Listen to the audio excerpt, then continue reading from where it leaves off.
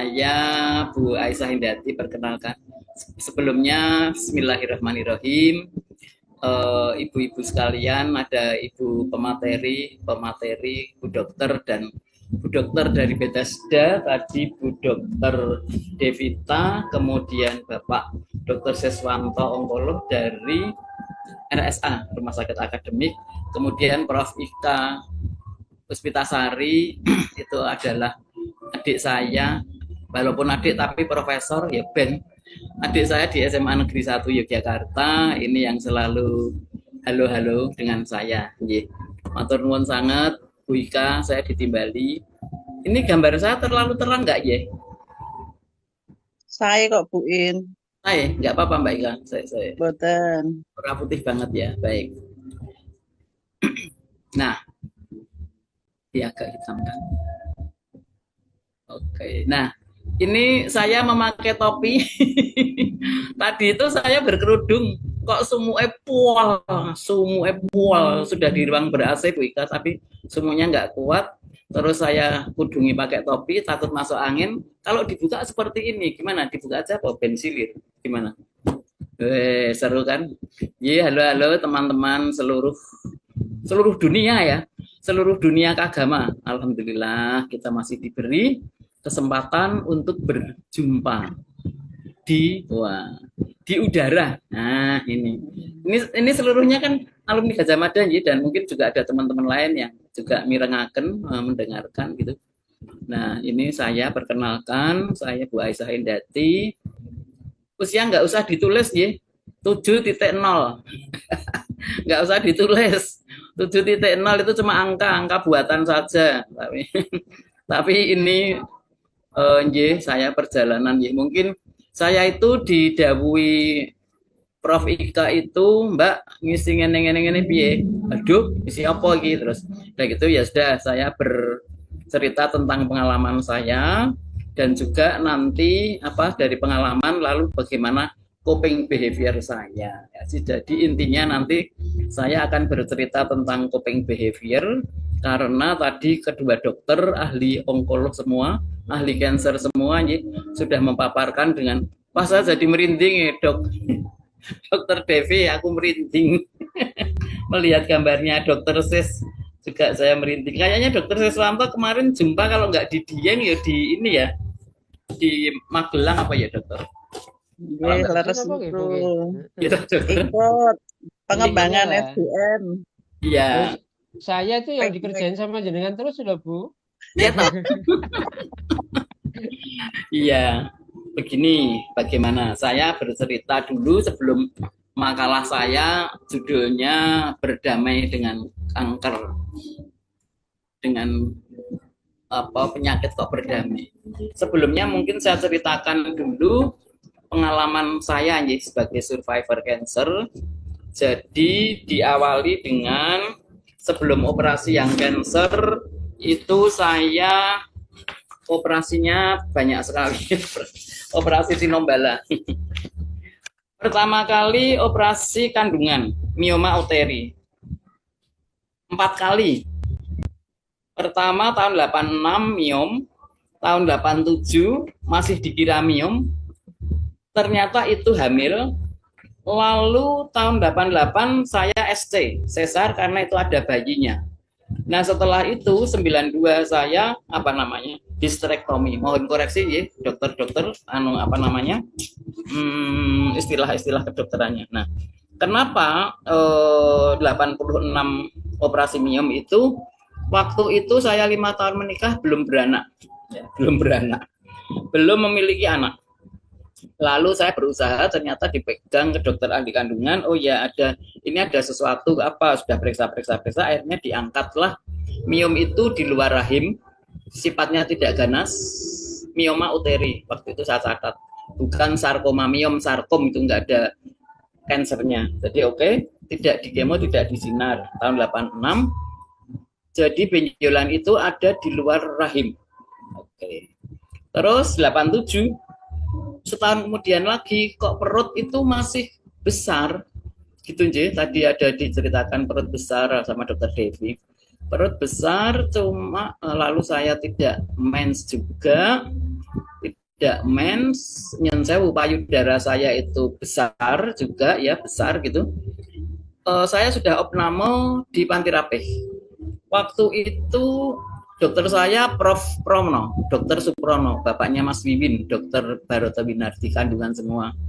Nah, opname tahun 87 itu mau diangkat rahim, dikiranya kok ininya keluar lagi.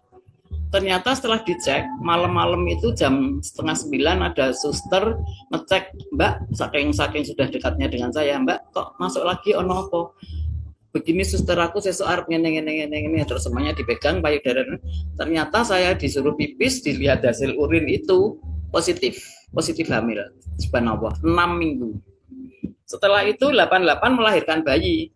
Lah waktu kontrol ke dokter kandungan itu juga dokter ngendika bahwa ini kasus langka dan begini, balapan sama miomnya, karena miomnya masih ada.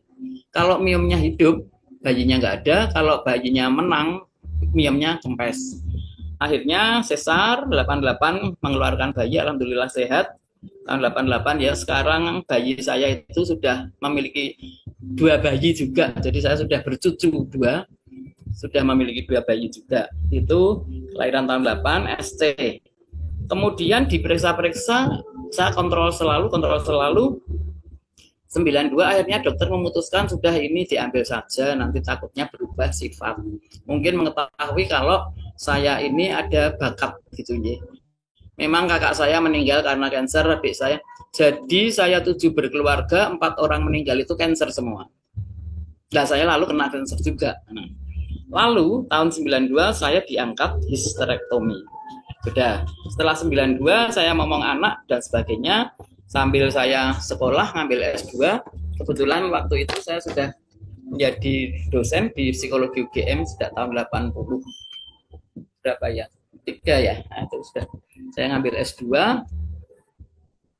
sambil punya anak SC tadi, sambil ya hatinya naknik gitu ya. Oke, hatinya itu udah diangkat rahim nggak apa-apa.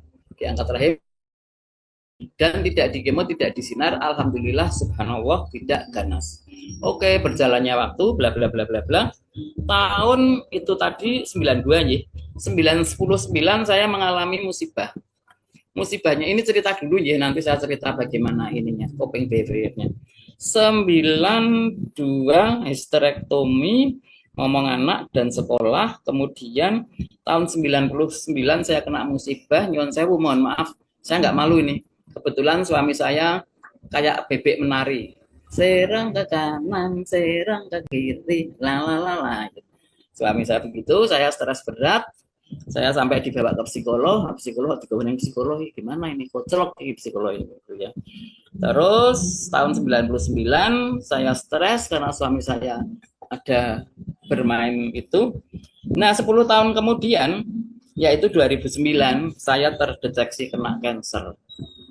Waktu itu saya sudah bukan menopause ya, saya sudah tentunya karena sudah diambil ya. Saya sudah tidak sejak tahun 92. Oke, waktu itu saya pulang dari Jakarta atau dari mana, ke Rian. Di payudara kanan itu kok ada gerenjel gitu. Terus ponaan-ponaan saya, putri-putri, cewek-cewek, buat dipresake Mbak, ngene. Oke, saya datanglah ke dokter ahli bedah. Dokter ahli bedah waktu itu sekarang sudah pensiun ya. Dokter Abu Rawas ahli bedah waktu itu Rumah Sakit Bantul PKU, kepala di situ. Karena kenapa saya ke beliau? Karena istri beliau psikolog senior saya, termasuk yang memberikan advice saya. Sudah ke dokter Abu Rawas, terus dikasih rujukan. Dek, tak kirim baik ya. Waduh, saya sudah kaget ini. Tak kasih surat, tak kirim saja ke Sarjito, nanti biar di AJH. AJH itu apa ya? Aspirasi jarum halus nih, Dok. Yang saya. Nah, saya di AJH, diantar sama istri beliau yang psikolog senior itu, yang senior saya. Nah, dari situ terlihatlah ada ganasnya. Lalu saya bawa saya ke klinik Kota Baru, onkolog dokter Teguh Ariandono, Prof Teguh waktu itu dekan Fakultas Kedokteran UGM. Nah, akhirnya saya juga yang operasi dokter Teguh, Prof Teguh. Nah, Prof Teguh cerita banyak-banyak, terus kemudian pokoknya ini kudu dioperasi, Mbak. Dia dokter udah macam-macam. Nah, kebetulan dokter Teguh itu tindak ke luar negeri, tak tinggal sih ya. Tapi nanti pulang dari luar negeri saya sudah memperoleh keputusan untuk diambil. Aduh, stresnya bukan kepalang ini. Akhirnya sudah dokter kondur dari luar negeri bulan Januari, diambil hari dan tanggal itu tanggal 7 Januari. Waktu itu saya kontrolnya Desember. 7 Januari saya di ini lalu ada tindakan ya, tindakan dioperasi. Saya nginep di Sarjito berapa? Seminggu ya, 1 minggu. 1 minggu. Setelah itu kontrol. Waktu saya operasi itu saya ditungguin dokter banyak itu. Ada dokter Mas Rahmat, dokter gigi, ada dokter Prof Wijiono, ada dokter Hadianto Ismangon, anak. Waktu itu bersahabat karena waktu itu saya sudah jadi DPL KKN di UGM ya. Kalau nggak keliru Bu Ika, saya lupa tahun 90. Sampun, Bu. Ya, sudah ya 90 itu saya DPL, kemudian operasinya 2009 itu yang nunggu dokter-dokter semua di Sarjito itu di bedah sentral sana lantai berapa itu. Wah, saya nunggu di Sandraya. Dokter-dokter pada masuk karena suami saya nyon sewu bahasa Inggrisnya MGT minggat. Suami saya lari kencang, ya saya yang nunggu ya suami orang gitu. Tapi suami orang itu dokter semua, beliau yang ngambil keputusan, yang tanda tangan anak saya itu bahwa ini ibu begini ini terus manut baik, manut. Sudah dioperasi, lalu kemudian kontrol saya diterima oleh sekarang sudah Profesor Mas Ibnu Purwanto. Mas Ibnu Purwanto, Dokter Ibnu itu yang mengemo saya, SPPD KGH gitu ya, mengemo saya diparingi kemo 6 kali yang biasa. Di perjalanan itu saya dicari orang perusahaan obat Roche. Roche itu bacanya gimana? ROCHE. Apa Bu Ika? Roche apa Roche? Roche. Nah, pihak Roche itu sedang memperkenalkan obat kemo bernama Herceptin. Karena memang hasil saya itu HER2-nya +3, estrogen progesteronnya 0. Saya nggak tahu apa artinya. Terus yang lain itu apa, ada T berapa dan sebagainya, dan MO itu metastasenya alhamdulillah 0. Jadi itu kansernya masih di dalam kapsul mekaten. Itu terus saya ditambah lagi menopo kemonya 6 kali. Tadi 6 itu yang reguler, tambah 6 lagi yang HER2-neu. Gratis tis. Kalau nggak gratis, karena itu sedang promo. Kalau nggak gratis waktu itu biayanya sekali suntik itu 30 juta atau gimana aja. Waktu itu Allahu alam, nggak tahu lah. Sudah suami lari. Macam-macam. Kalau itu saya ceritakan nanti enggak, saya nangis, nggak usah aja. Udah itu ya HER2-neu, Herceptin, jadi tambah 6, kemonya 12 kali. Nah, waktu kemo yang kedua itu saya sudah sentik-sentik, Bu Ika. Sentik-sentik gitu. Terus perawatnya lapor sama dokter Ibnu untuk belum kondur, lepas semua. Dilepas semua. Terus diistirahatkan, nggak tahu jantung saya kenapa gitu. Pokoknya observasi dulu. Nggak usah lanjutkan. Oke, sudah sentik-sentik keluarga saya hanya ditunggu keluarga bergantian, adik ipar saya, anak saya, teman-teman fakultas, satu ini sejawat gitu, yang nungguin saya itu gantian, baik kemo maupun sinar itu yang nganter itu orang lain bergantian, fakultas tentenan gitu. Nah, terus sudah Herceptin, sentik-sentik terus itu 12 lah. Di perjalanan Herceptin yang mau ke-12 berakhir, saya sudah didaftarkan ke radiologi untuk diradiasi ke Dokter Sri Retno Dwi Danarti, sekarang masih dosen di dulu DPL KKN juga Mbak Retno. DPL juga itu Mbak Retno itu sampai sekarang sudah kayak saudara udah. Nah, saya sinarnya 25 kali. Pernah 1 kali yang tidak berhasil, harus diulang begini begitu. Padahal habis kemo, habis sinar itu rasanya ya Allah, subhanallah. Terus udah itu sudah selesai. Bu Retno ya, sinar 25 kali. Nah, setelah itu, waktu kemo itu saya makannya bebas. Kalau sekarang saya makan non micin dan minuman aneh-aneh saya nggak makan, durian, nangka dan lain-lain nggak makan. Tapi waktu kemo itu malah saya makannya gila-gilaan ya, apa-apa dipangan loh ya, sate kambing yo gen ya gitu ya. Nah, terus waktu itu saya diparingi sama Prof Ika yang adik saya itu, saya dibuatkan kapsul apa ya Mbak Ika, aku lali. Sirsat Bu Ika, sak botol gede banget itu. Saya dikirimi, terus minta kirimi. Mbak Ika minta kirimi. Saya minum itu, terus saya punya saudara di Bogor, beliau ini bikin apa jenis Mbak Santonin itu mangustin apa ya, ini ada gambarnya. Manggis.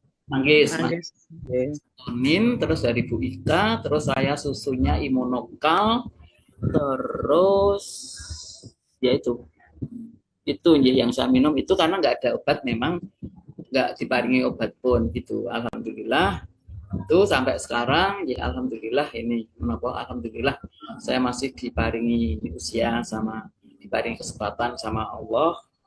Dan ini kenapa ya itu, oh ya tadi kan 4 kali operasi menikah kandungan hysterektomi, yang kelima mastektomi, yang keenam terakhir vitrektomi. Jadi retira saya tuh robek, dijahit 10, saya operasinya giat sama dokter Nurini Agni, Prof Agus Supartoto. Prof Agus itu teman KKN saya ngoperasikan sana, terus sama siapa lagi begitu. Nah, menikah vitrektomi yang sekarang ini ya rada kabur-kabur gitu. Kalau ini pas ultravioletnya tinggi itu ya rada enak ya, kena AC, kena UV, kena angin itu nggak skeco, tapi ya sudah alhamdulillah sudah diberi kesempatan untuk melihat dunia lah usia ini itu. Jadi vitrektomi itu 2012, jadi sejak 86 itu saya operasi menikah ceritanya. Nah lalu saya gundul. Waktu itu gundul ini, muka saya itu hitam, semuanya rambut rontok, muka saya hitam. Lah saking penae gundul silir itu sampai sekarang keterusan gundul. Tapi saya kalau mengajar pakai kerudung, tapi kalau mungkin jalan-jalan di situ aja atau apa itu pakai topi gini. Nah ini biar nggak masuk angin, kata ibu saya, ini gundulnya tutupi nggak masuk angin gitu. Jadi saya ikuti itu. Alhamdulillah sampai sekarang saya itu sering dimintain tolong, misalnya teman-teman yang ini takut kemo, takut sinar dan sebagainya, ada ibunya mahasiswa yang ini itu dan sebagainya. Sebenarnya pengalaman di situ banyak sekali. Waktu itu teman-teman saya yang dosen UGM itu Prof Anna Mariwati ya, Bu Anna Mariwati, Bu Dekan Fakultas Hukum Atmajaya itu juga sama. Bahkan kalau kemo kan 3 minggu sekali nih, jejer, Mbak, kok tak salah kayak gini ya, benar bisa ngobrol. Saya di tengah, sebelah kiri saya Bu Anna, sebelah kanan saya Bu Idu, itu ngobrol. Ini kok sampun kondur, sudah sedo, saya sedih gitu. Terus teman saya satu persatu sudah kondur. Saya yakin bahwa usia itu yang punya Tuhan. Jadi saya bismillah, tak lalek ke loro kanker gitu. Saya lupakan sakit cancer saya. Soalnya kalau nggak gitu saya negatif thinking, nanti paranoid, nanti malah saya stres dan sebagainya. Lah itu malah menjadikan penyakit lagi. Nah itu sekilas menapa perjalanan. Mungkin ini yang saya aturkan di makalah itu, coba Mbak. Dari ini nggak usah karena ini saya nanti nguyai segoro sama dokter Devi dan dokter Sis. Ada pengobatan medis harus dijalani pasien, iya terhadap iya. Karena banyak sekali konco-konco yang cancer nggak kerso ke medis, bahkan beliau itu malah mendingan ke alternatif atau ke apa gitu. Nah itu sudah saya rayu dan sebagainya. Nah, ini memang itu. Terus lajeng Mbak Rika, dampak psikologisnya nih, stres saya ngalami, cemas saya ngalami, kurang atau hilangnya dukungan sosial dikaitkan dengan penyakit yang semakin memburuk. Lah saya positif thinking saja, alhamdulillah, ini enggak alhamdulillah gitu ya. Saya juga nggak punya dukungan, siapa yang mendukung, suami saya aja lari maaf, suami saya udah menikah dengan orang lain sekarang. Lari, ya udah. Wes rapopo, bismillah, kecemasan. Terkait dengan ini kecemasan ini akan memperkuat kanker, sakit dan sebagainya, mengganggu kebiasaan tidur, menyebabkan mual, muntah. Mual muntah itu iya. Habis di kemo, setelah di kemo itu saya mesti mual. Terus sariawan saya itu satu lidah kanan kiri penuh.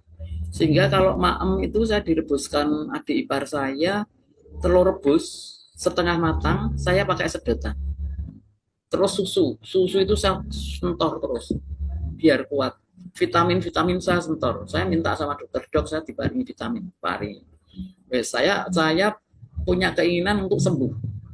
Jadi wes disentor pun udah aku raiso dari DPL gitu, udah menyebabkan mualnya. Nah, ini juga depresi, nyeri, dan kelelahan sering terjadi. Alhamdulillah depresi saya tidak, dan gejala kompleks ini dapat disebabkan diperburuk oleh hormon stres. Gejala psikologis menarikan diri dari sosial. Alhamdulillah saya tidak menarik diri. Saya justru tetap bergaul dengan teman-teman. Kalau dihitung aib dosen psikologi, bojone Melayu, kok iso ya? Dosen psikologi, kok loro kanker, kok iso ya? Wah, tapi saya biarkan aji menggonggong, kafilah serta berani. Bismillah, yang penting saya nggak melakukan yang buruk. Saya ingin sembuh, saya ingin semangat, saya ingin tetap ketemu teman-teman, gitu ya. Makanya saya juga ikut ini as survivor cancer itu di situ sama teman-teman yang lain. Nah, ini suasana hati yang tidak teratur, perasaan tidak berharga. Bojo weran duwe, susu yo karek siji. Saya dulu teman-teman saya ada Prof Jamaluddin Ancok sudah sedo. Kalau manggil saya itu, biasanya itu kalau habis S2 itu S3 ya. Kamu itu habis S2 kok gitu S1. Yonan. S1 itu susunya garek siji, Nancy, neneknya garek siji, Susi, susunya itu saya diajak ke kawan-kawan psikologi itu ya wes psikolog nih doko celok kabeh, ya saya sudah dipakai main-mainan aja ya saya biarin, monggo. Saya malah ikut bergembira, malah gitu. Perasaan tidak berharga atau bersalah, harga diri rendah, pernah saya mengalami ini. Pikiran untuk bunuh diri itu apa ya? Kalau itu bukan karena kansernya, tapi karena peristiwa keluarga saya itu. Terus dapat psikologi. Nah, ini sekarang Kopeng. Ini dia yang Kopeng adalah di mana orang mencoba mengelola ketidaksesuaian yang dirasakan antara tuntutan dan sumber daya. Ini. Jadi menerima bahaya atau ancaman atau melarikan diri atau coping behavior itu setiap manusia itu mesti memiliki coping behavior. Besok pagi mau masak apa? Ya coping behavior. Gas melon angel. Coping behavior kita bagaimana? Apa nggak usah masak atau beli yang mahal atau beli anglo sama areng dan sebagainya, itu coping behavior. Apa namanya itu stres deh, barang yang tidak kelihatan. Nah ini coping behaviornya hanyalah dengan menerima kondisi, mengenali. Makanya tadi mengenali cancer, menerima cancer, kemudian berusaha, ada usaha coping, dan terakhir itu berdoa. Yuk terus Mbak, satu lagi, tinggal satu. Strateginya ada beberapa, yaitu mengenal, memahami penyakit cancer tadi Bu Dokter, Pak Dokter sudah sampai. Menerima penyakit, jangan menolak, tidak denial. Lah memang aku ngene. Hidup berdampingan dengan cancer. Saya sekarang ada gula, saya minum metformin dan minum amlodipin, malah gitu. Terus aslam saya juga seling ini kalau telat makan. Nah, penyelesaian diri terhadap penyakit secara rasional, ini yang sulit. Rasional. Waduh. Iya, mengkogek emosional. Nah, ini yang terakhir ini juga penting, patuh terhadap pengobatan medis. Karena tadi saya aturkan banyak sekali klien-klien saya yang ini cancer dan kecemasan tinggi, saya datangi, saya sewani itu ini menopo lari ke saya ke alternatif, yang saya ke dukun dan sebagainya dan sebagainya. Ya, Mbak Rika. Masih ini relaksasi secara sederhana. Kalau saya itu healing, saya bukan sering ya sok kesepian itu. Saya naik sepeda motor keliling-keliling cari matahari, dolan, bawa duit, beli kucingan, minum. Ya nggak usah malu. Dosen kok jajane apa namanya itu kucingan, ya biarin. Pensiunan nih, duitnya cuma cukupnya 2.500 sama teh 2.000. Nah, relaksasi sederhana di rumah, kemudian dulin-dulin gitu ya, menjaga emosi positif, kita tertawa bahagia, jangan negatif thinking, menjalani kegiatan positif ini kelihatannya itu gampang, tetapi jargonnya angel, bisa diujar nggak bisa dilakoni. Terapi psikologis secara kelompok bersama dengan pernah kami lakukan untuk manajemen stres. Masing-masing menceritakan kondisinya, kemudian kita ya nggak usah banyak-banyak, 5, 7 itu udah kebanyakan, 5 aja ngobrol. Insya Allah lah, itu usahanya, itu usaha. Kemudian mendapatkan dukungan sosial dari keluarga, suami, istri, eyang, tante, teman, kerabat, masyarakat, dan sebagainya. Ini kelihatannya gampang tapi angel sungguh. Terus, nah itu mungkin pada senam. Kemudian terakhir, nah itu saya. Ini sama kan? Nah itu yang paling kiri itu saya sedang berkunjung ke rumah klien saya lansia di daerah, nanti dulu aku lali, Bantul sini dekat dekat pemerintah daerah itu apa? Saya berkunjung ke klien saya sepuh cancer gundul sumuk di belakang itu yang saya metenteng itu saya pergi piknik ke apa Siloam, kok Siloam, piknik ke lupa namanya lah, ini penyakit saya ada pelupa, Bandungan. Nah terus di bawah ini saya sedang juga melayat seseorang yang sedonya karena cancer. Terus yang paling kanan itu ngapa ya gue Mbak Ika, aku lupa. Ya itulah nyuwun sewu, Pengembangan mohon maaf. waktu itu. Dalam? Pengembangan diri kemarin, Bu. Oh iya ya. Oh kita karo Bu Ika Nggih, di itu. Salatiga. Jadi salah tiga, banyak sekali fotonya. Nah ini buatlah hidup ini dengan bahagia. Kalau dengan tetangga-tetangga, urip ki wis ngerekoso kok arep digawe rekoso. Nah, gitu saja. Saya di kampung punya ini komunitas tukang soto sama tukang angkring, namanya Soto Solusi. Orang yang punya masalah datanglah ke situ. Ada Bu Aisyah Hindati duduk di situ setiap jam 6:30 sampai 8:30 makan soto sambil ngobrol tentang ini solusi yang diakhiri dengan saya digratisi konsultasi rasa bayar tak kai soto wae sak mangkok karo wedang teh siji ya. Lumayan sarapan rabayar. Begitulah ibu-ibu teman-teman sedaya, mohon maaf ya ini cerita santai saja, ngobrol ngalor ngidul. Saya mohon doa kita tetap semuanya diberi kesehatan. Yang penting itu sehat. Sungguh, semuanya kita diberi kesehatan. Jangan lupa bahagia. Jangan lupa bahagia. Itu akan meningkatkan imunitas psikologis tubuh kita. Mbak Bileh mengatakan dokter nanti untuk tanya jawab saja biar seru.